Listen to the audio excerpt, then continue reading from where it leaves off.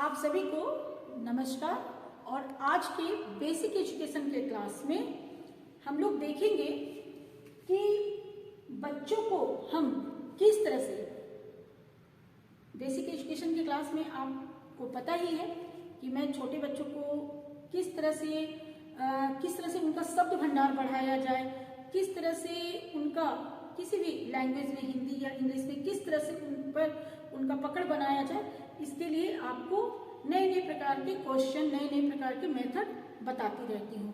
तो इसी क्रम में आज मैं आपको बताने जा रही हूँ कि अगर बच्चे को हिंदी, मान लीजिए हमने कोई स्क्रिप्ट दिया है और उसको चेंज करना है, तो वो किस प्रकार से करेंगे कि उनका हिंदी पर भी पकड़ बने और इंग्लिश पर भी पकड़ बने।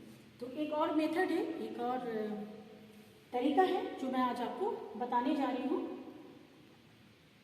यहाँ पे आप देखिए कि एक सेंटेंस है, इंग्लिश में दिया हुआ है, Patna is a big city.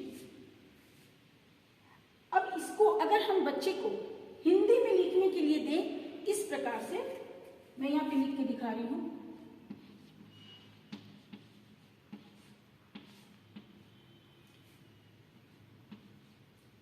जैसे यहाँ पटना है तो वो हिंदी में पटना लिखेगा, इज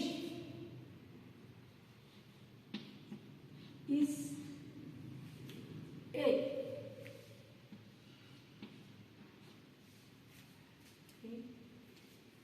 बिग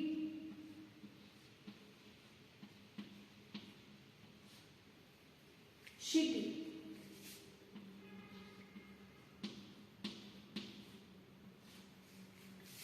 अगर इस तरह से हम बच्चे को लिखने के लिए सिखाते हैं कि यहाँ आपने जो चीज इंग्लिश में पढ़ा, अब आप उसको हिंदी में लिखिए। पटना को इस तरह से लिखिए, इस को इस तरह से लिखिए, एक को इस तरह से, बिग और सिटी। तो इससे क्या फायदा हुआ? फायदा ये हुआ कि वो इंग्लिश में तो जान ही रहा है, अब अगर उसको ये सही से उच्चारण करना जानता है, सही से बोलना जानता है, तो पक्की बात है कि वो उसको हिंदी में भी सही से लिखेगा। अब जब उसने इस इंग्लिश वाले को हिंदी में लिखा तो क्या फायदा हुआ कि यहाँ पर वो मात्रा लगाना सीखा, क्योंकि जब वो इंग्लिश को हिंदी में इस तरीके से लिखेगा तो वो मात्रा के बारे में भी सोचेगा कि हम कौन सी मात्रा लगाएं कि सही हो। तो ये प्रयास करने से उसकी हिंदी भी इंग्लिश के साथ साथ अच्छी होगी। और इसी तरह से अगर हम हिंदी में कोई वाक्य दें, यहाँ पर मैंने हिंदी में लिखा है, रामू इज माय ब्रदर। आप देखिए, रामू, यहाँ पे मैंने इज लिखा है, यहाँ मैंने माय लिखा है, यहाँ मैंने ब्रदर लिखा है, इस तरीके से। और फिर इसको अगर हम उससे कहते हैं कि अब इसको इंग्लिश में लिखो, तो वो किस प्रकार से लिखेगा?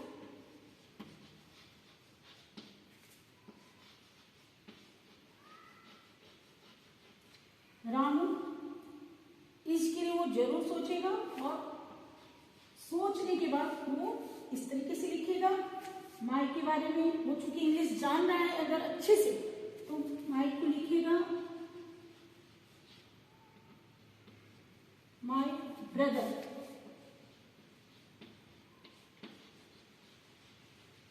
ब्रदर।